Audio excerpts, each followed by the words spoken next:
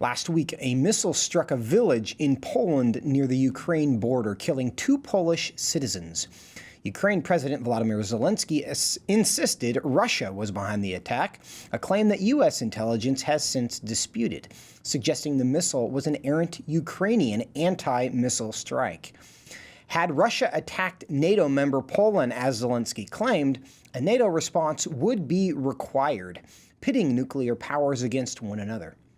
When it comes to a nuclear response, Russian President Vladimir Putin has said that all options are on the table. Is nuclear war, once considered a relic of the previous century's Cold War, a renewed possibility? Joining me now from Kyiv to discuss this and other news from Ukraine is freelance war correspondent Chuck Holton. Chuck, welcome back to Washington Watch. Glad to be here.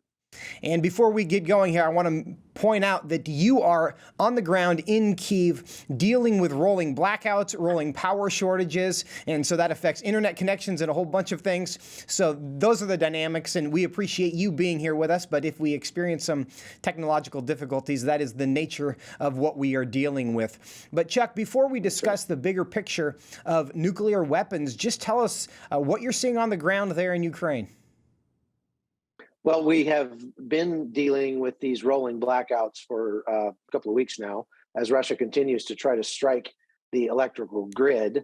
Kyiv is doing much better than most of the outlying areas. There are over 1,100 villages that have no power at all. And down in Kherson, where I have just returned from, they have no water, no heat, no power, and no internet connection to speak of down there at all. So the government has instituted a voluntary, giving people the chance to leave voluntarily. It's not a mandatory evacuation, but they're just giving people the chance to leave. They got the trains running down there so that a lot of people didn't leave to begin with because they didn't have a vehicle and they didn't have the money to leave. So the government has offered that now as a way for people to get out. Are people taking advantage of that offer? Ukrainian winters are notoriously difficult. We're heading into winter there without power. Are people leaving? A few, but not as you might think. Most people have done the leaving that they're going to do, and many left at the beginning. And then when they realized that Russia wasn't going to take over in 3 days, they came back. Kyiv actually now has more people in it than it did before the war started, because many people have left those outlying areas and come into Kyiv because we do have better infrastructure here. So, for example, at my apartment here in downtown Kyiv, we have rolling blackouts a couple times a day for a couple hours each. But with a few batteries and that sort of thing, we can keep working without too much trouble. And they have worked hard to keep the power on for the businesses so that they don't shut down the economy. And that's been helpful as well.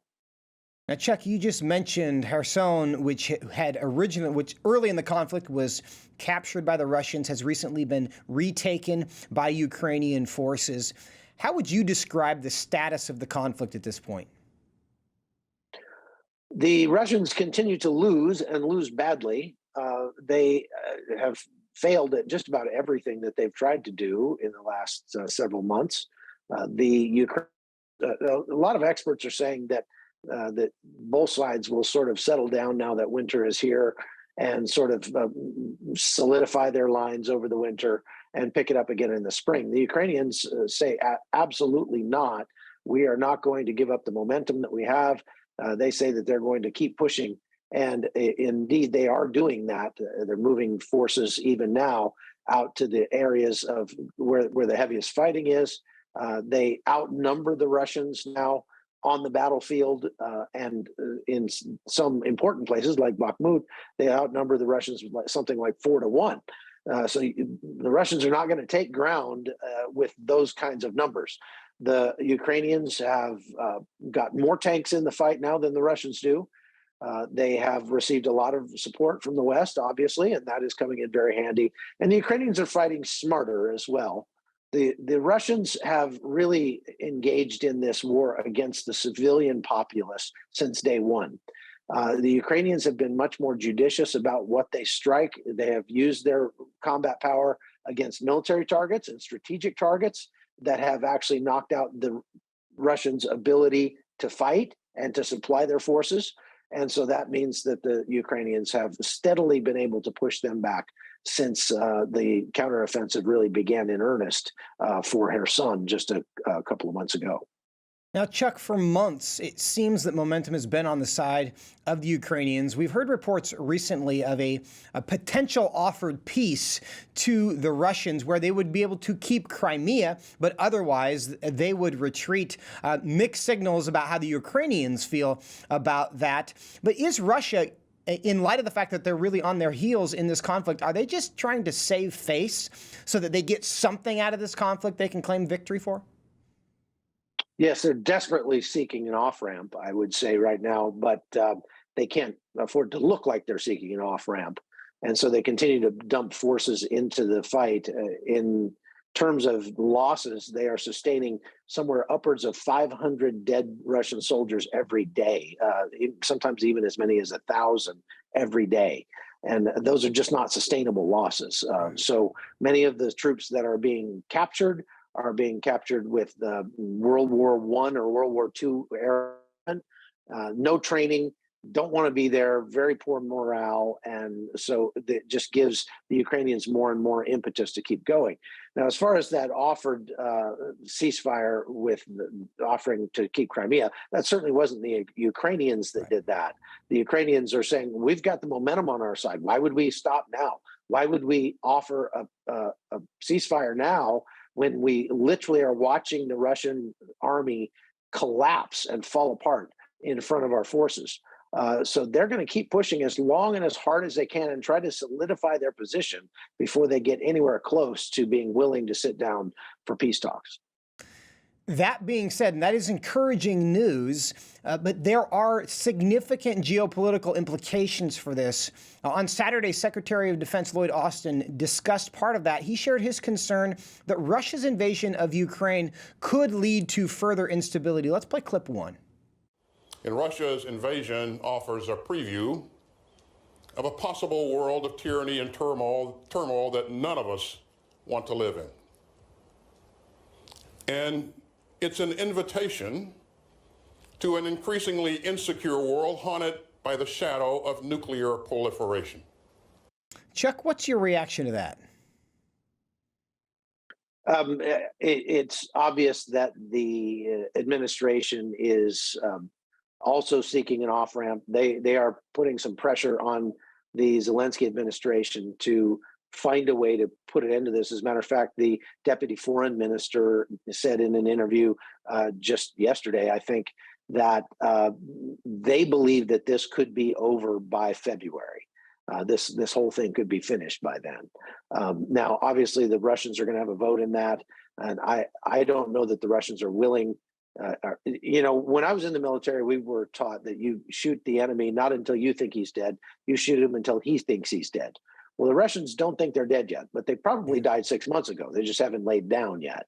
And because of that, they're going to have to get to the point where the pain is so unbearable for the Russian people that they demand an end to this war. And that's the only thing that's really going to stop this. And what you described there is a very desperate situation. And the concern is that desperation might lead the Russians, and specifically President Putin, to do something dramatic. He has threatened, veiled threats about nuclear war, the use of nuclear weapons in the past. Of course, that hasn't happened yet. Everyone hopes that's avoided. Do you think that the desperation of the Russian people and the situation you've described there makes nuclear weapons more likely? I think what you have to ask yourself is, what would that benefit Russia or the Russian people? And the answer is it wouldn't. The minute that Vladimir Putin pushes that button, he knows that his reign has come to an end. And it's very likely that his whole country turns into a molten slag heap. So even the use of tactical nuclear weapons, which have never been used before in combat, he doesn't have the forces that are capable of taking ground. It would actually deny his forces the same ground. And a tactical nuclear weapon is not really a game changer in this scenario, in this sort of land warfare scenario that we've got here. So what we're looking at is he can only hurt himself the with nuclear weapons, with the use of nuclear weapons. Nuclear weapons are designed to be a deterrent, and they function pretty well as a deterrent, Right. but they don't function very well as a matter of warfare, because using a tactical or strategic nuclear weapon is not going to bring NATO to its knees. It's not going to bring the United States to its knees. And the only thing it would do is cause Russia to be, it would drag the rest of the West into this war, and then the war would be over very, very quickly. The Secretary Austin, again, over the weekend, he said that the existence, just the presence of nuclear wars is still having an impact on this particular conflict. And he's concerned that the nuclear weapons might create a kind of hunting license that other autocratic nations could use. Let's play clip 2, and then I want to give you a chance to respond to this. Putin's fellow autocrats are watching. And they could well conclude that getting nuclear weapons would give them a hunting license of their own. And that could drive a dangerous spiral of nuclear proliferation.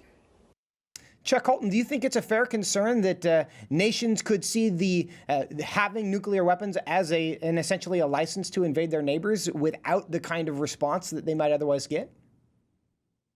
Yes, absolutely. This is the time for men to stand up and be men. This is the time for people to stare Vladimir Putin in the face and say, do your worst. Go for it, buddy. Because it is very clear, both to the West and to Russia now, that Russia's army is not the second most powerful army in the world and could not stand up to the Western armies for even a week. They would likely be trampled, be absolutely crushed inside of a month or so if they did decide to go to war with NATO. And we've seen that because we have this laboratory called Ukraine, where American and Western weapons have been going up against Soviet era and Russian era weapons, and have been absolutely dominating on the battlefield. A smaller force with fewer weapons as far as these Western weapons go. Like, for example, we've given them like 16 HIMARS for use against a 600-kilometer front. And yet those 16 HIMARS have been an absolute game changer against the Russians. The surface-to-air missiles, the anti-missile capability that we've been giving to the Ukrainians is proving itself over and over again. The Russians are shooting missiles at Kyiv every single day, and virtually all of them get shot down. About 80% now are getting shot down, and virtually all of the drones that they send at Kyiv get shot down. So anywhere that they have the technology from the West's technology is winning. So both sides know that. And so backing down, when I hear people in America say, we can't afford to push Vladimir Putin to use nuclear weapons, like I say, Vladimir Putin knows that his reign comes to an end the moment he pushes that button. And it's not that simple anyway, because it's not just Vladimir Putin making the decision. There are other people that have to be involved in that process. And there's word from Western intel that the Russians have been ordered to do at least 3 nuclear tests in the northern part of Russia, and none of those 3 have gone off. Now, we don't know if they didn't go off because of they were duds, or they were poorly maintained, or because people refused to push the button. Either way, it does not reflect well on Russia's capabilities, and Russia knows that. So again, they're desperate for an off-ramp. That's why you see them starting to talk about peace talks and that sort of thing. Chuck, one other underrated nuclear threat in all of this. People are familiar, likely, with Chernobyl, which is a Ukrainian power plant that melted down in 1986. A much larger nuclear plant that's also in Ukraine. It's called Zaporizhia. It's in a town, and Zaporizhia is a town that has been targeted frequently by the Russians. There's some concern that that plant might be struck by Russian missiles. In addition to that, these power plants rely on electricity from neighboring towns to be able to cool the towers. What is your understanding of the threat to that plant that wouldn't be nuclear war, but just a nuclear meltdown that would significantly affect the area? Yeah, that is the bigger problem. And I think that this is where it's one of Russia's only real bargaining chips, because right now they control the area around the Zaporizhia nuclear plant. Now, the town of Zaporizhia has been getting pounded for months, but it's a very large city of over 1 million people. And so when you hear that Zaporizhia is being shelled, that doesn't necessarily mean that the nuclear plant is being shelled. Although there was a close call today where somebody, they don't know if it was Ukrainian or Russian, fired a missile that hit close to that plant. And the IAEA director came out and said, "You guys are playing with people's lives. You guys are playing with fire, because if this thing gets cut off from its electrical supply, from the electrical generators that are keeping it cool right now, it could very well cause a meltdown that would dwarf Chernobyl's meltdown back in 1986. Chuck Holton, thank you so much for your time and your update. That is a point of prayer. To be sure, we will continue this conversation down the road. Thanks for being with us. Absolutely.